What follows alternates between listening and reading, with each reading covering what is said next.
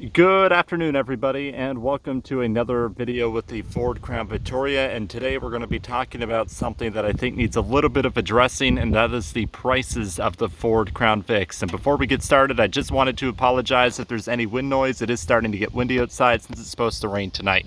So, as everybody knows, the Ford Crown Vics have not been made for over 10 years at this point. The last one rolled off the assembly line September of 2011, and 2 months prior to that, the last one rolled off the assembly line for North America. All the other ones after that went to Saudi Arabia. So the Ford Crown Vics, well before COVID even hit, started to go up in price. At this point, probably within the last 3 years or so, they have gone up 2 to 3 times in price. And I understand the used car market is a little insane right now, but like I said, these cars have gone up really quick in 3 years and well before COVID even hit. And I think the big reason for that is an obvious one. They haven't been made for 10 years, and the people buying these cars now are enthusiasts. No longer are people usually buying these cars as a normal daily driver. People buy these cars because they like the Ford Crown Vic. They enjoy them. You're not getting people just going out and buying them anymore. You're not getting just random people going out and buying a $2,000-$3,000 car as a daily driver, because let's be honest, the $2,000 or $3,000 Crown Vic does not exist. And for people that want Crown Vics, they're going to have to pay a premium now if they want to get a clean one. You can still usually get clapped out ones, but even those have gone way up. So just in 2016-17, you could easily get yourself a 5-6-year-old Crown Vic under 110,000 miles in good shape. Yes, legitimately good shape with limited to no rust, probably for about $4,000. Now if you wanted to get a mint one, you'd have to probably shell it an extra $1,000, maybe $1,200. So you'd probably be talking $5,000, $5,200 total. Keep in mind, we're kind of talking about prices here in Canada, so they might be a little bit different where you are. It's just what I personally noticed, and obviously the cars in California and those places are definitely a lot higher anyways, especially now. But now, if you want to get a mint Crown Vic and you want to get under 100,000 miles, good luck. Not only are they rare to find in the first place, people also are asking very high prices, and I'm not saying it's not unfair or anything, it's just the way the market is on these cars now. It's not, the supply does not meet the demand anymore. And obviously when that happens, the prices go up. So now if you want a mint Ford Crown Vic, you're going to be talking at least $6,000 for a mint condition one under 120,000 miles, and even then that can be generous if you get one with no rust or anything like that.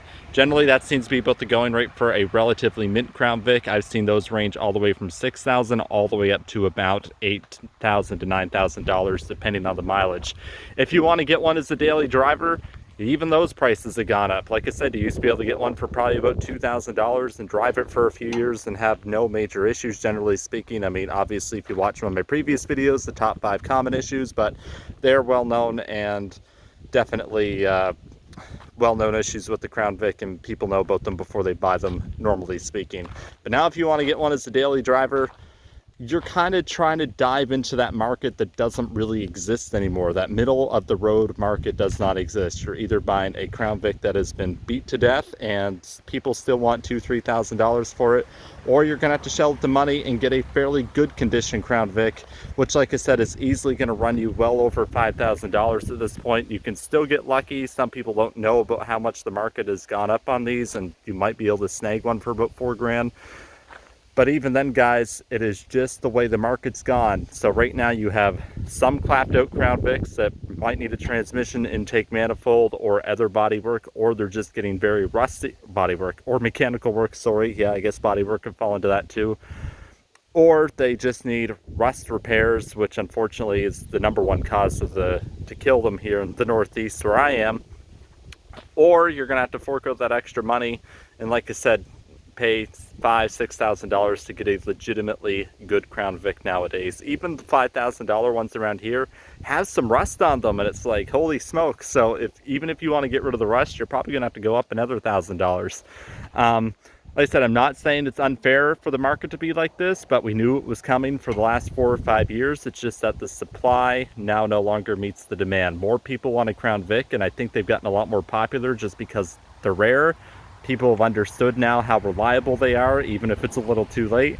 They're tanks as far as that goes, and they're also fun to drive. They're just an old school car, easy to work on for the most part, albeit the gas mileage isn't great. They're just a fun car to drive, but the only people buying them now for the most part in that upper bracket are enthusiasts. So that middleman section is gone, and that is a big reason why Crown Vic prices are high. If you even look at auctions, so before the RCMP stopped selling their vehicles at the government auction before Nova Scotia's large mass shooting there in 2020, and then we had another impersonation issue with another tourist not too long after that, the federal government stopped sales of federal police vehicles, which would be the RCMP.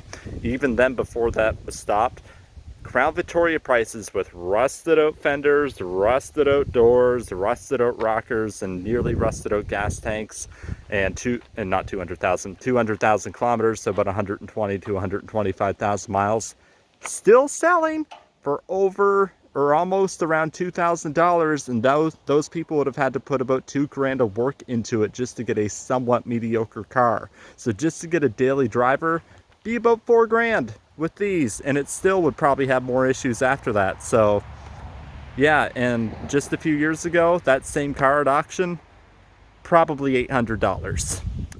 So I guess that's about the state of the market. It doesn't seem to have affected the Lincoln Town Cars and Grand Marquis as much. Those seem to be much less desirable than the Ford Crown Vics for whatever reason. I think people just want the Police Interceptor model now because the more heavy-duty suspension, usually limited slip rear axle, all that little fun stuff. And I can personally say, after having a P71, I definitely have enjoyed it much more than my previous Grand Marquis and civilian Crown Vic.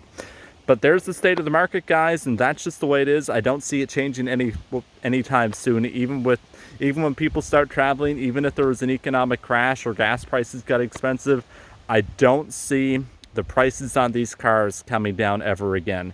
If you wanted a cheap Crown Vic, you have missed the boat. You're definitely gonna have to shell out the money to get a decent one at this point, and it's just the way it is. Thank you guys for watching, and have a good one.